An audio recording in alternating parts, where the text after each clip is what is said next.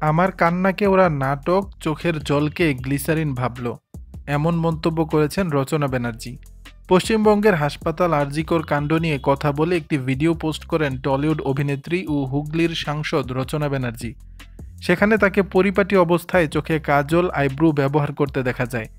ভিডিওতে চিকিৎসককে ধর্ষণের পর হত্যার বিষয়ে কথা বলতে গিয়ে কেঁদে ফেলেন এই অভিনেত্রী। আর সেই কারণেই কিনা সামাজিক মাধ্যমে কটাক্ষের শিকার হতে হলো রচনাকে। ফেসবুকে আরজিকর কাণ্ড নিয়ে ভিডিও দিতেই ট্রলের বন্যা বয়ে গেছে। কেবল রচনাকে নিয়ে নয়, ঋতুপর্ণা সেনগুপ্তকেও কটাক্ষ করা হয়েছে ভুল ভঙ্গিমায় শঙ্খ বাজানোর জন্য। বিষয়গুলো নিয়ে আর চুপ থাকেননি রচনা।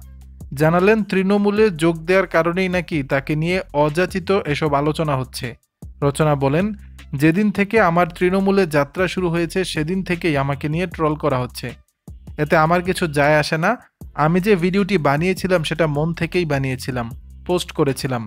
আমি একজন শিল্পী, আমার কান্নাকে ওরা নাটক ভাবলো, চোখের জলকে গ্লিসারিন ভাবলো। মানুষ কত ভাবেই না আরেকজন মানুষকে ট্রল করে। অনেকে তো ঋতুপর্ণার শঙ্খ বাজানোকেও ট্রল করেছে।